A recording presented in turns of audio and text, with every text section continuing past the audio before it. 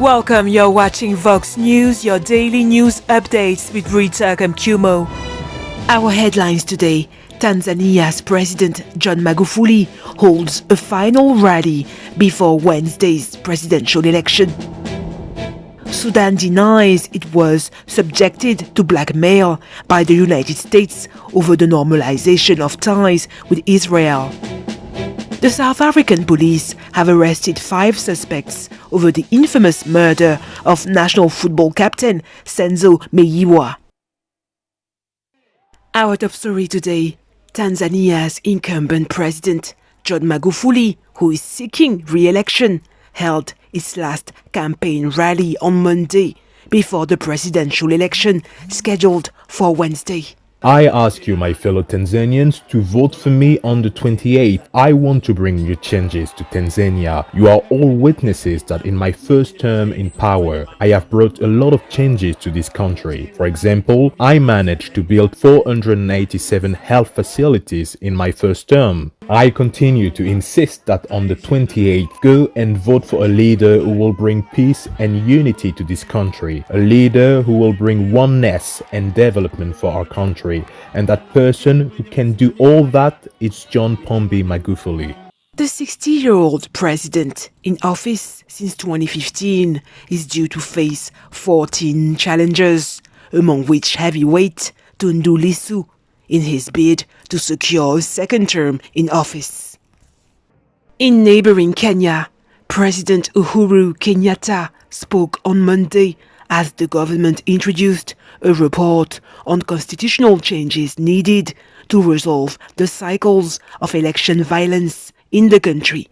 The long-awaited report comes after 2 years of public consultations and proposes the creation of a position of Prime Minister ahead of the 2022 elections. Document that has been worked on and again, I repeat, for a period now of 2 years. And a document whose objective is really nothing more than to find what ails our country and hopefully give us a solution that will heal our country.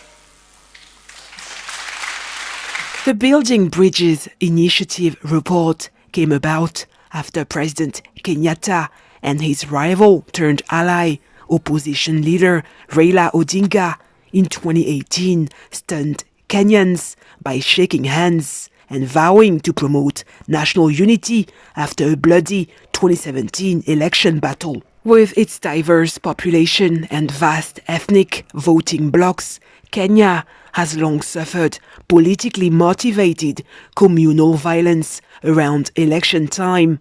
The Building Bridges Initiative report comes as an opportunity for Kenyans to come together. Monumental hour that Kenya picks a choice to be together. Kenya picks a choice to support the youth affirmatively. Kenya picks a choice to be affirmative about the women.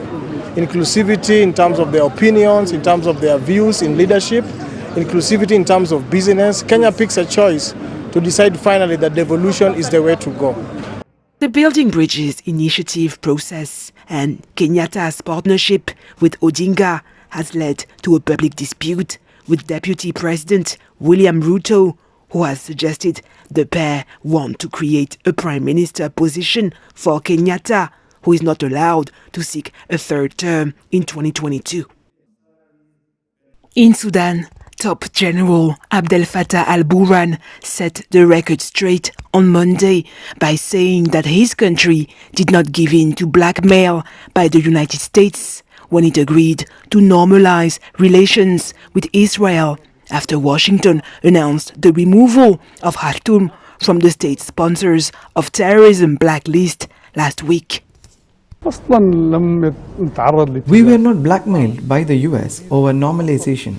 Not at all. We want to get benefits. We conducted discussions over it and we have defined where our own interest lies. We asked, will this issue give us benefits or not? We found that there are benefits and it was an occasion to get them. We think that we got more benefits than the others as they need us in these times. How can we benefit from their need for us nowadays?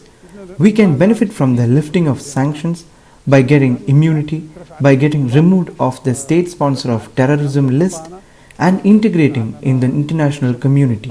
As military men, we were severely affected. Now our aircrafts are disabled, both the military and civilian ones.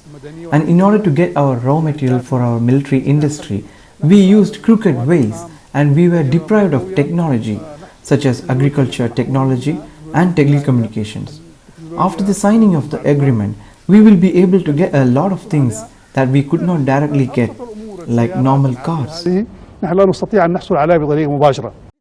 general clarified that the full normalization of relations with Israel would not be implemented until a legislative council is formed in Sudan. He also stressed that his country still supports a two-state solution between Israel and the Palestinians. In Western Africa, international envoys met with Guinea's leading opposition figure and government officials on Monday to discuss the country's disputed presidential election in the capital city, Conakry. A delegation from the United Nations, the African Union, and the Economic Community of West African States arrived in the country after President Alpha Condé on Saturday was declared the winner of the election of the 18th of October. The results of the election were, however, disputed by opposition leader Cellou Dalein Diallo, who claimed victory last week, triggering deadly clashes between supporters and security forces across the country. The envoys reportedly spoke with representatives of Guinea's Electoral Commission and foreign diplomats in an attempt to ease ongoing socio-political tensions.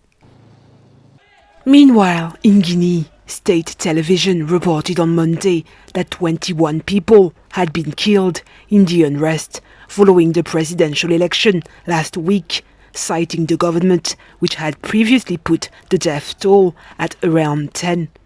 According to Guinean authorities, the police arrested over 240 people during the violence that followed the disputed re-election of incumbent President Alpha Condé. Practically for the city of Conakry and in the interior of the country, there are 243 cases of arrest for various offences, as announced earlier, and the majority of these are criminal offences. These are not simple offences that they commit, but are established cases of criminal acts that have been cleverly planned in advance to tarnish the image of state institutions. It's not policemen, gendarmes or soldiers who are going to burn people's houses, who are going to burn the shops, who are going to shoot, who are going to ambush like snipers to shoot at people. Today there are individuals who are civilians who sometimes put on military uniforms and who shoot at people and burn shops. In every country in the world, you have at least one officer in the unit who stands back with a firearm to intervene in the event of danger from another person with a firearm in the crowd of demonstrators, or if an officer is in danger of death. That does not exist in our system. It's prohibited. There are no officers with firearms in the law enforcement units. The Camara family, for instance, lost everything when their home in Conakry was looted and burned down during the post-election unrest. My older brother, who was there, went out with a child. He was shot at with a shotgun. Yes, he is slightly wounded. We lost everything inside. We lost everything. We couldn't get anything out, not even a pair of shoes. Everything was gone. They took everything out and burned the house down. So it is a pity. It's beyond us. We can't talk. Young people from over there and those from here, between the partisans of the RPG and the UFDG, it's the two groups that clash. The house you see here is my father's house. This is where they attacked us. They started to do crazy things. In every room, they took everything they needed, everything. Then finally, they set the house on fire. Much of the unrest in the country, which according to the opposition left at least 27 people dead in a week, centers on President Alpha Condé's re-election that paves the way for a third term, deemed unconstitutional by the opposition and civil society representatives. In South Africa, the police announced on Monday that they have arrested the first suspects over the infamous murder of national football captain Senzo Meyiwa. Today marks exactly 6 years since former Bafana Bafana and Orlando Pirates captain Senzo Meyiwa was shot dead. His murder, which took place in Phosphorus in Ekurhuleni, brought the Meyiwa family immeasurable pain. It also sent shockwaves across the country and the continent. After gathering sufficient intelligence information and evidence, I am happy to announce that there's been a breakthrough in the Senzo Meyiwa murder case. The first 5 suspects have been arrested between 8 a.m. and 10 a.m. this morning in Gauteng and KwaZulu-Natal. The 27-year-old goalkeeper was shot dead at the house of his then girlfriend, singer Kelly Khumalo, on the 26th of October 2014. The incident was earlier reported as a robbery gone wrong, with the potential killers not being identified until the recent implementation of new cold case techniques into the murder. These arrests are as a result of multidisciplinary integrated approach to this investigation, which is working closely with the Director of Public Prosecution. The South African Police Service and the prosecution team are confident that we have a watertight case against all 5 suspects. At this point, we cannot reveal any further information as investigations are still ongoing and more arrests cannot be ruled out. The police minister confirmed that the suspected murder weapon had been retrieved and that the man believed to have pulled the trigger is among the 5 suspects who have been arrested on Monday. That's it for today. Thank you for watching Vox News.